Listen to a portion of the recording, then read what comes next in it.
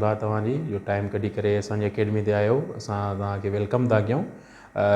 मदेजीअ जे लाइ असां ईअं सम्झो हिकिड़ी गिफ्ट आहे, ठीकु आहे, स्मार्ट एरा अकेडमी जे नाले सां, जंहिंमें असां IT रिलेटेड जेके कोर्सिस आहिनि उनजो बाक़ाइदा आगाज़ कयो आहे। जेके माना मोस्ट डिमांडिंग जेके कोर्सिस आहिनि अॼुकल्ह, ठीकु आहे, उनजो असां हिते स्टार्ट कयो आहे। अल्हम्दुलिल्लाह तमामु सुठो रिस्पॉन्स आहे, जंहिंमें कोर्सिस में जीअं मुख़्तलिफ़ जीअं हाणे CIT आहे, DIT आहे, MS ऑफिस आहे, उनखां अलावा जेके तव्हांखे ख़बर आहे अॼुकल्ह टॉप ट्रेंडिंग कोर्सिस आहिनि, जंहिंमें ई-कॉमर्स आहे, उनखां अलावा फ्रीलांसिंग आहे, ठीकु आहे, ग्राफिक डिज़ाइनिंग आहे, वेब डेवलपमेंट आहे, इहे सभु एडवांस लेवल जा कोर्सिस बि जेके आहिनि हिते असां बाक़ाइदा स्टार्ट करे छॾिया आहिनि।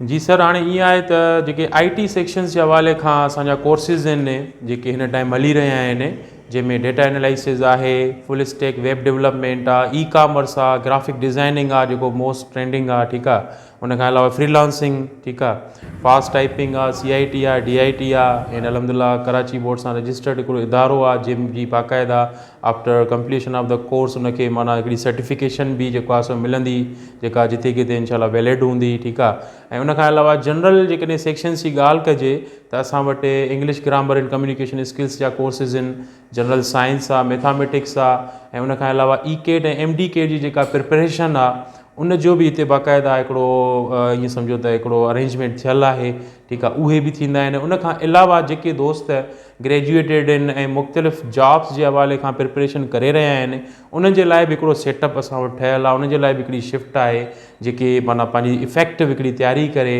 ऐं इंशाल्लाह टेस्ट में जेको आहे सुठो हिकिड़ो स्कोर खणी सघनि था। जी वाह, ईअं आहे त गर्ल्स जे हवाले खां बि अल्हम्दुलिल्लाह तमामु बहितरीनु सेटअप आहे, फुल सेफ्टी एंड सिक्योरिटी वारो एनवायरनमेंट आहे, फुल प्राइवेसी आहे उन्हनि जे लाइ, शिफ्ट ई उन्हनि जे लाइ सेपरेट आहे, अलॻि आहे, ठीकु आहे, उन जे लाइ हिकिड़ो ईअं सम्झो त सेपरेट सिस्टम ठहियलु आहे। रही ॻाल्हि फैकल्टी जी, अल्हम्दुलिल्लाह मोस्ट क्वालिफाइड फैकल्टी आहे, जंहिंजूं ख़ुदि इंटरनेशनल सर्टिफिकेशन्स जेके आहिनि उहे IT जे हवाले खां उहे थियल आहिनि। ऐं उनखां अलावा बक़ाया जेके जनरल सेक्शन्स आहिनि उहे मां पाण पर्सनली जेको आहे सो हैंडल कंदो आहियां।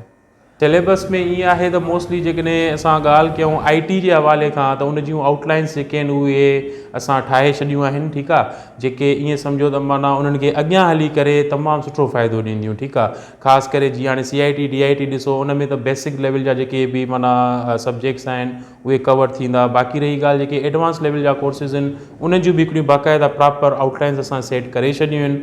बाक़ी रही ॻाल्हि जेकॾहिं MDCAT ऐं ECAT जी ॻाल्हि कजे त उहो मोस्टली असां सिंध टेक्स्ट बुक बोर्ड जो जेको सिलेबस ऑलरेडी असांखे प्रोवाइडेड आहे उन मुताबिक़ असां स्टूडेंट्स खे उन ते तयारी कराईंदा आहियूं।